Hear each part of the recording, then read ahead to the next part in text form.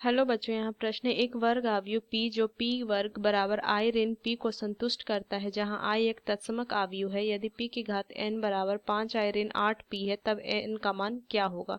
तो चलिए इस प्रश्न को हल करती हूँ। तो मुख्य अवधारणा अगर मैं लिखूं इस प्रश्न का, तो देखिए मुझे दिया हुआ है i एक तत्समक आव्यूह है।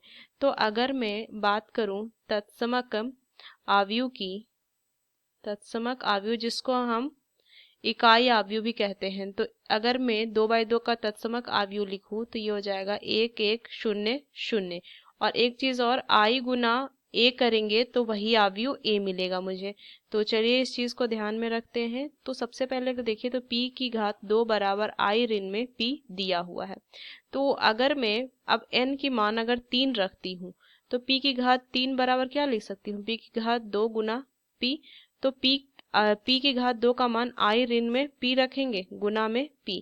तो मान यहाँ से क्या हो जाएगा, p गुना में p का वर्ग, सॉरी p ऋण में, यहाँ से क्या हो जाएगा, ऋण में p का वर्ग। तो यहाँ से लिख सकती हूँ p ऋण में i ऋण p, मान कितना हो जाएगा 2p ऋण में i। ये संतुष्ट हो नहीं रहा है, तब n का मान 4 रखेंगे। तो p की घात 4 बराबर p की घात 3 गुना में p। तो यहाँ से हो जाएगा 2p ऋण में i गुना में p। गुना कीजिए तो कितना माना जाएगा, 2p का वर्ग ऋण में p। तो यहाँ से मैं लिख सकती हूँ 2i ऋण p ऋण में p। तो कितना हो जाएगा, 2i ऋण में 3p।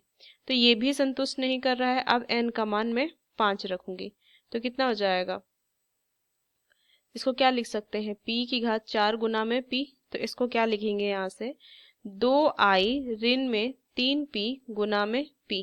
तो ये आ जाएगा 2p ऋण में 3p का वर्ग। फिर मैं 3p, p का वर्ग है उसका मान रख देंगे i ऋण में p। क्या आ जाएगा, 5p ऋण में 3i। ये भी संतुष्ट नहीं कर रहा है, तो अब n का मान मैं 6 रखूंगी।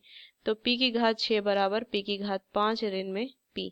तो क्या हो जाएगा मान, देखिए 5p ऋण में 3i गुना में p। तो 5p का वर्ग ऋण में 3p। फिर मैं p वर्ग का मान रख दूंगी, तो ये हो जाएगा कितना, i ऋण में p ऋण में 3p। तो 5i ऋण में 5p ऋण में 3p बराबर 5i ऋण में 8p। तो देखिए ये संतुष्ट कर रहा है। की घात 6 बराबर हमारा क्या आया, 5i ऋण में 8p। तो ये संतुष्ट कर रहा है। तो p की घात, और ये किसकी बराबर, p की घात n। तो यहाँ से मैं लिख सकती हूँ p की घात n बराबर p की घात 6। तो आधार समान है, तो n के बराबर 6 आ जाएगा। इसकी घात भी समान होगी, तो n बराबर 6।